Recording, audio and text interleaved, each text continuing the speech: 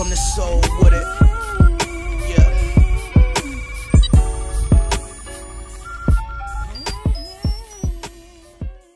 So in this segment, what I would like to talk about is Luke Walton, the modern day Phil Jackson. I would also like to address Charles Barkley comments because it all coincides with this segment and Charles Barkley believing that Luke Walton will struggle coaching this Lakers roster this season. According to some people, Charles Barkley and Skip Bayless are the spokesmen for hate. They believe that both Charles Barkley and Skip Bayless put the 8 in hate, okay?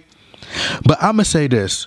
If you really believe someone is a hater, just go back and listen to everything that that person has said and see if that opinion that you're hearing from this person is correct. Just do the research. Look at the facts. Did they say a team would make the playoffs? When you go back and look, did that team actually make the playoffs? Was the person crying too much like they said he would? If it happens, he's not a hater.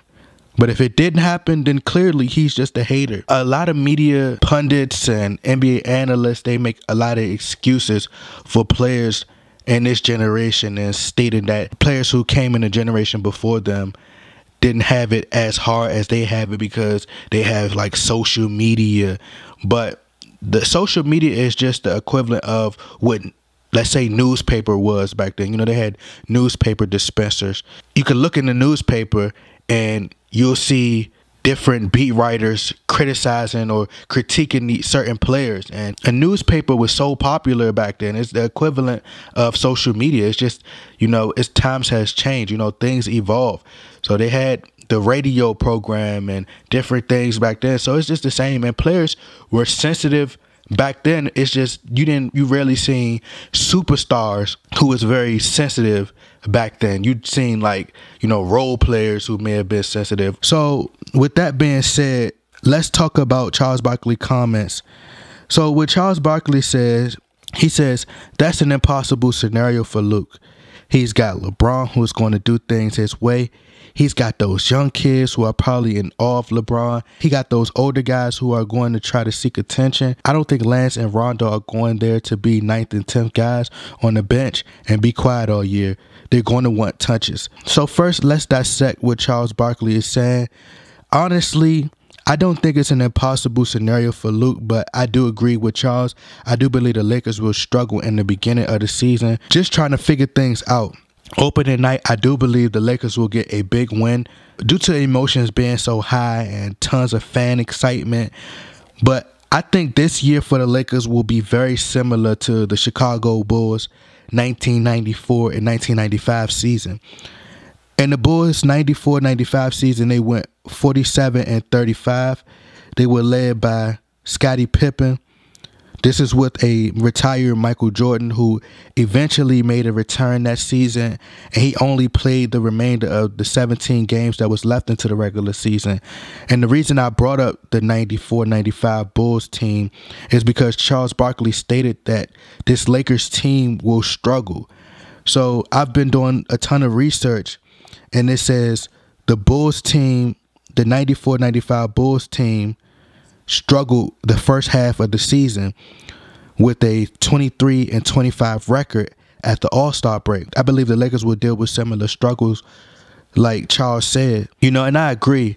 I do believe players will be standing around in awe of LeBron James. I witnessed this a lot happen a lot last season with LeBron James at Cleveland with his teammates. When they made the trade for those young guys, they was just standing around and just watching LeBron go to work. And the same thing with the team before that. You know, LeBron James is very ball dominant. Put people out of position to just have to stand around instead of plays being, you know, because LeBron would come down and people would set a screen for LeBron James. And, you know, it's very seldom that plays are being ran. I also remember this happening with Kobe.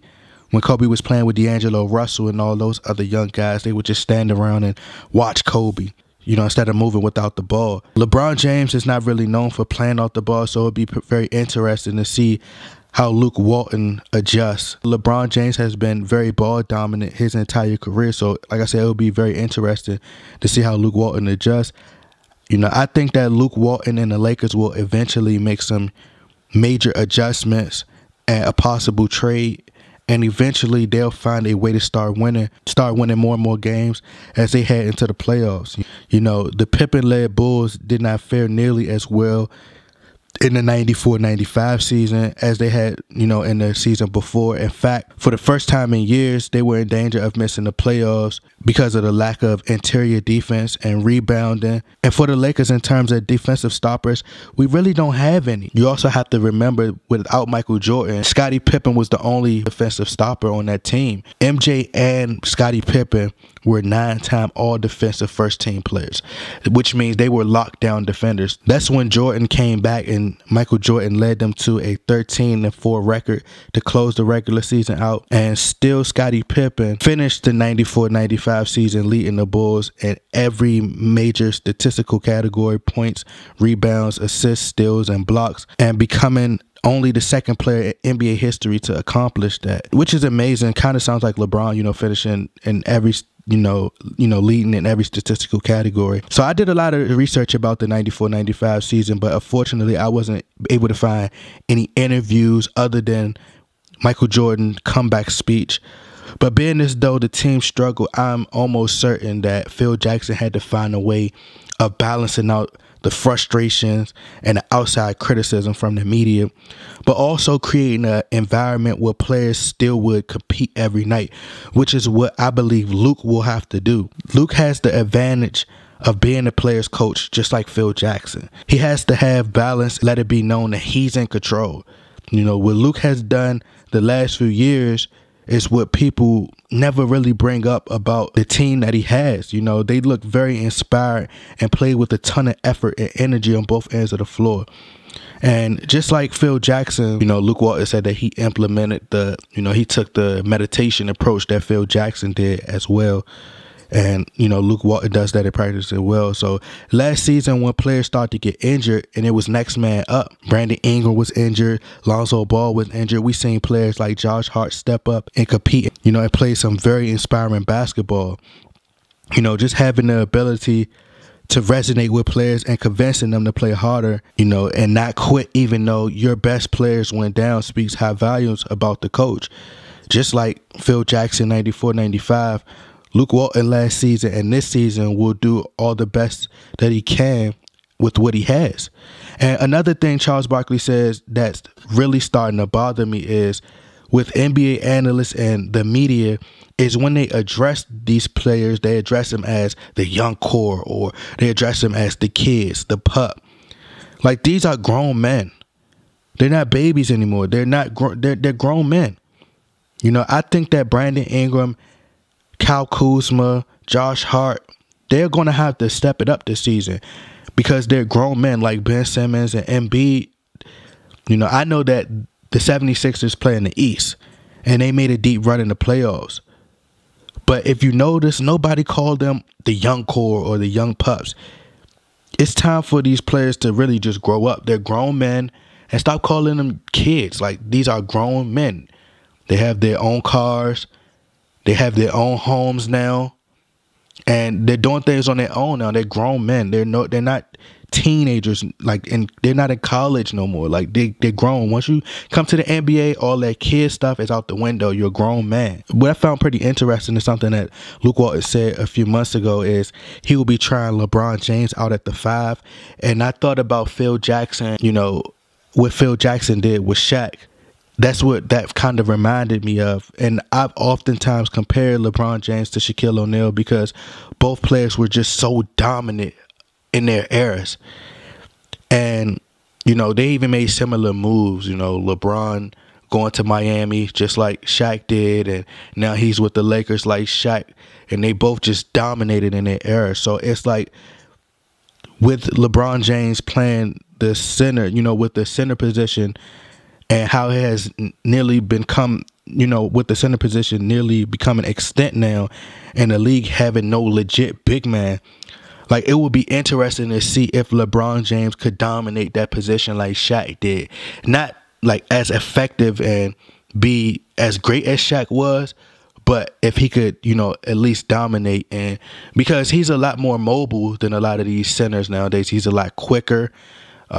And a lot of times the center's not even really in the paint no more. But, You know, it'll be pretty interesting to see LeBron James at the 5. But let's move on to LeBron James and Luke Walton being LeBron James, Phil Jackson from the 94-95 season. There has been this huge myth that if LeBron James played in the West his entire career, he wouldn't have accomplished everything that he has accomplished this far. Also, there has been this myth that if LeBron played in the 90s, he wouldn't have fared as well as he has now, or he wouldn't have, you know, fared as well as he have his entire career. So LeBron James playing out West this year, I believe, will answer a lot of those myths in some fashion. LeBron James does not have a super team right now. And in those eras of basketball, even like just hand checking aside, it was extremely physical, not just physical, like physically, but mentally. And also the big men have always dominated the game, of course. So with all the talent stacked out West, now I think this will give some indication of how LeBron James would have fared back then in the 90s. I'm not saying it's going to answer that 100%. You know, I don't believe it's going to answer people's question if LeBron could have played back then 100%. But I think it will answer that question if he could have played back then at least like 40 to 50%. And will LeBron James' numbers be the same as they were when he dominated out East? Or will his numbers decrease and LeBron have a Scottie Pippen type of season that season? I think Scottie Pippen averaged about 21 points per game. So it will be pretty interesting to see. You know, Luke Walton will have a ton of pressure, in my opinion. And, you know, just like Phil Jackson had a ton of pressure to be successful without Michael Jordan and to try to win without Michael Jordan. And it was rumored that Luke Walton would be fired last season. The team played extremely better. Like, they played extremely well. So Luke Walton was able to do well under pressure.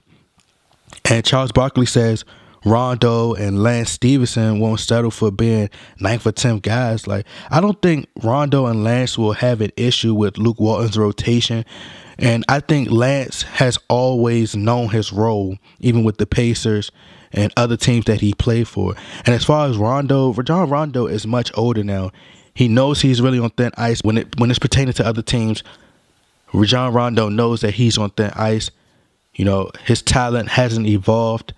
And, you know, we're in a new generation with Steph Curry, John Wall, Damian Lillard, Russell Westbrook, some of the top point guards, Kyrie Irving, and his game hasn't translated to today's generation. So if he lose, you know, his composure, he could find himself a retired player easily because teams won't be looking to sign him due to his behavior. So can Luke Walton be the modern day Phil Jackson? I'll just say this. The resources are there. He has been around Phil and he's been around Steve Kerr. He's coached under Steve Kerr. They both have a lot of similarities. Kobe always bring up how Luke Walton is the next Phil Jackson. You know, Kobe says he has a bad back like Phil Jackson. You know, his back is always injured like Phil Jackson. They kind of look alike. Both 6'8", start coaching almost around the same age. Both Phil and Luke won 2 rings as a player. Luke Walton will implement some plays from the triangle. You know, both selected in the 2nd round. Luke has a ring as an assistant coach with the Golden State Warriors. And what people don't talk about is Phil Jackson won his first ring when he got at the Patrons to the 1984 CBA championship. That was a CBA expansion franchise, by the way. Only difference is Phil Jackson was the head coach. But remember, Luke Walton wasn't able to finish the season or finish, you know, and win the NBA Finals as a head coach for the Golden State Warriors when they went 73-9. Remember, Steve Kerr came back and they lost the 2016 Finals to the Cleveland Cavaliers. And, you know, Luke was a student and a player of Phil Jackson. Deep voice like Phil, student of Steve Kerr, who's also, you know, was a student of Phil Jackson. But time will tell whether Luke Walton will be the next Phil Jackson, because remember, Phil didn't win in Chicago right away. He was an assistant first. Then when he became the coach, he won in his 3rd year. Luke Walton is in his 3rd year, so you never know.